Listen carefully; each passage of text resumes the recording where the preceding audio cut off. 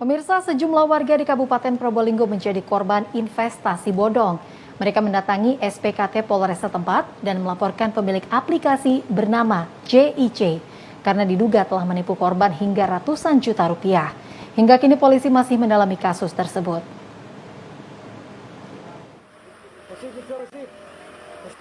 Didominasi kaum hawa, sejumlah orang yang mengaku menjadi korban investasi bodong mendatangi ruang SPKT Polres Probolinggo untuk melaporkan dugaan penipuan berkedok investasi melalui aplikasi.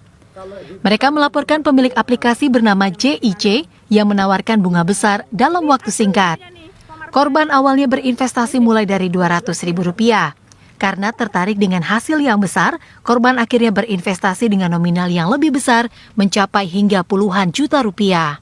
Para korban mengaku tertarik berinvestasi karena ajakan seseorang yang disebutnya sebagai Gus, seorang tokoh agama di Kecamatan Kota Anyar, Kabupaten Probolinggo. Dari pesan suara yang diperdengarkan, ada kalimat untuk meningkatkan jumlah investasi lebih besar dan korban pun tergiur karena disertai bukti investasi perjanjian yang dibubuhi materai. Jadi ini kesempatan yang sangat luar biasa yang mungkin tiada duanya ya. Silahkan kita meningkatkan profit dan investasi kita, meningkatkan aset kita. Komarudin, salah satu korban mengaku sudah berinvestasi hingga 50 juta rupiah. Namun sampai saat ini tidak bisa dicairkan. Ia tertarik berinvestasi karena dijanjikan hadiah umroh di bulan Ramadan. Saat ini ia hanya berharap uangnya yang masuk untuk dikembalikan. Pertama saya tertarik dengan investasi ini karena diundang oleh Ustadz Maftufin di salah satu pertemuan tasyakuran orang yang sudah investasi besar di Bima, di Pakuniran.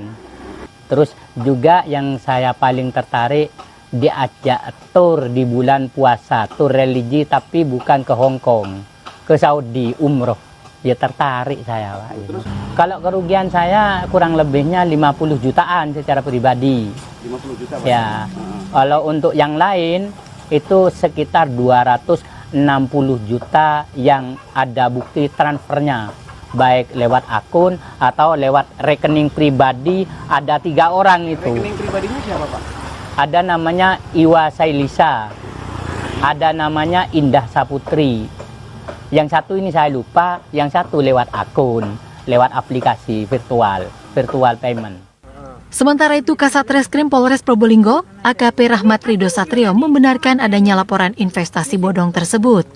Saat ini pihaknya masih melakukan pendalaman. Hari ini kami barusan menerima laporan terkait investasi bodong melalui aplikasi dan laporan kami sudah terima, akan kami tindak lanjuti untuk melakukan penyelidikan lebih lanjut. Untuk sementara masih ada 2, mungkin bisa bertambah yang lainnya. Mungkin kerugian dan sejauh ini dan untuk kerugian masih belum diketahui karena masih membuat laporan.